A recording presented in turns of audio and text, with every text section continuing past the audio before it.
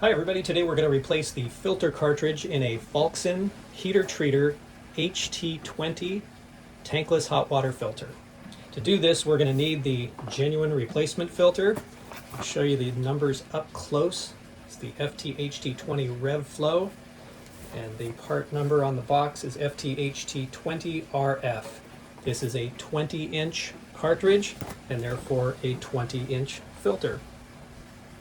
So before you get started, there are a couple steps that you want to take. First of all, turn off the hot water heater. Secondly, we're going to turn off our circulation pump. If you do have a circ pump in your system, be sure to turn that off. Then we're going to turn off the cold water supply, bleed the line out of the pressure, and then turn off the hot water to isolate this whole thing from any water flow. So I'll walk you through how to do this. So the first thing I'm going to do is I'm going to turn off my hot water heater. I have a Tankless Norritz, and it just has a very simple on-off button. The next thing I'm going to do is I'm going to go down here, and this is a circulation pump right here, and it has a timer on it. And I'll try to get an up-close view of the timer, but there's just a simple on-off thumbnail switch that I'll turn that off right now. To do so, you take the cap off, a little plastic cap, and then you see this little thumbnail here. Just pull it to the off position, and you can hear it quieted down quite a bit. Next thing I'm going to do is I'm going to turn off the cold water supply right here.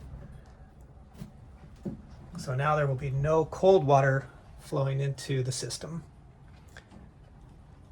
Next thing, I'm going to go into the bathroom and release this pressure in the hot water heater, and then I can turn off the hot water outflow to isolate this from no water flow.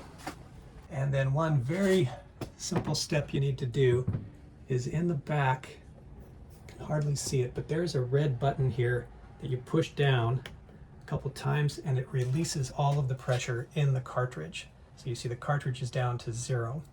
The last thing I'm going to do is shut off the hot water outflow. So now I've shut off the inflow and the outflow and relieved any pressure still in the system. So now we're ready to take the cartridge off. Okay, to take off the filter cartridge, you're going to need a 6-inch strap wrench. These are super convenient to use, really handy for oil filters as well, but I found it works perfect for these filter cartridges.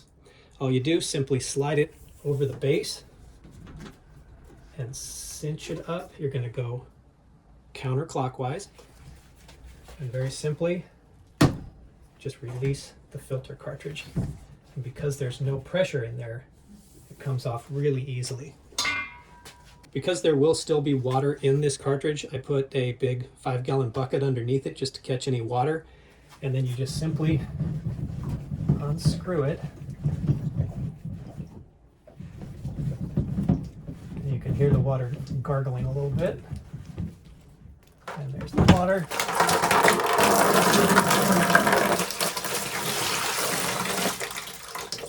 So there's quite a bit of water in there. Be prepared. And now the filter cartridge is off the base. So with all the water inside this cartridge and the thickness of the cartridge itself, just be prepared. This is pretty heavy. I don't know how much it weighs, but I would guess over 5 pounds. So just be prepared when you drop it down. Now the other thing you're going to notice is how old and disgusting your old filter is compared to the new one. So then I'm going to take the filter cartridge completely out of the canister. I'm going to throw this away. Then the other thing I'm going to do is I'm going to take some warm water and clean out the inside of this in case there's any grit or sand or debris in the bottom. So we'll clean out the cartridge. Then I'm going to remove this old O-ring right here, and we'll unpackage the new ones. When you take the new filter out of the box, you're going to notice it is in the cellophane wrapper, so just be sure to take that off prior to installation. The other thing you're going to notice is that they give you 2 O-rings, a small one and a large one. They're not hugely different, but there is a size difference. They also give you some lubricant to put the O-ring in. So what you need to do first of all is figure out whether you need the large or the small O-ring. Very simply, just use your fingernail, thumbnail, to scoop it out. And then we'll compare this in size to the new ones. Comparing the O-rings with the old one, you can see this is my old one.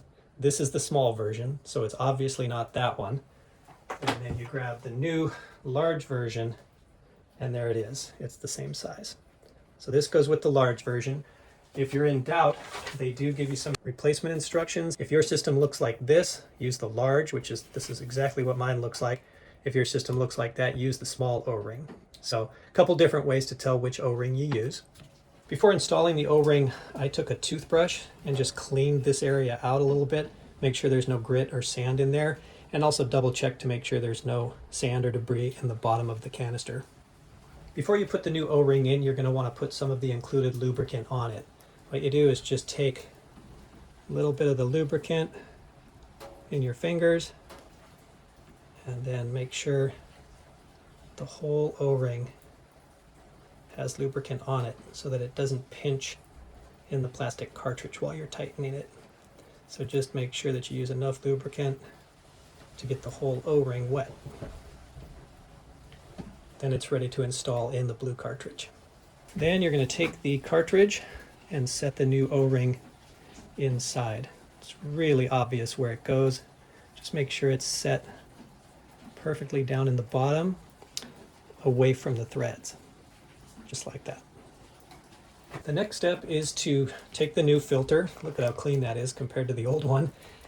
And what you're going to do is just take off this cellophane packaging wrapper, making sure that every piece comes off because you don't want any of this old stuff to get stuck in your filter. Okay, totally clean. Wrapper is off. Next thing, and this is really important, at the bottom of the blue cartridge there is a standpipe that this has to go on, and then there's also a standpipe up here that it has to go into.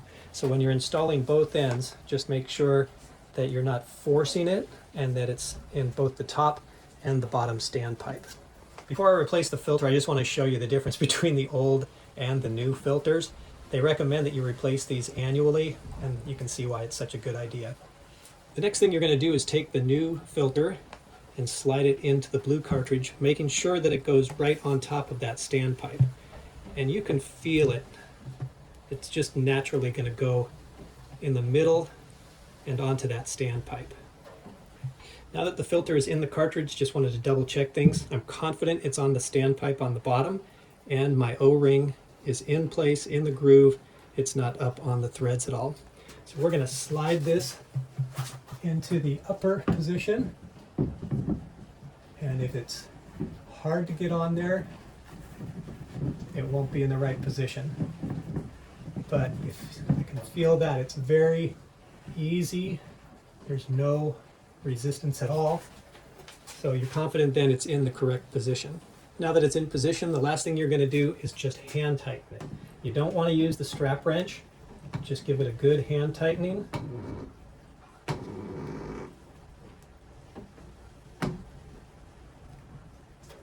Until you feel it's really snug and in position. All right, I made sure that it was really good and hand tight. The next thing I'm going to do is I'm going to turn on the hot water outflow. That's on. And then I'm going to very slowly open the cold water just a pinch to let water slowly go into the filter. You can hear the water running because you want to fill up this cartridge before you give it full pressure. This will take just a minute.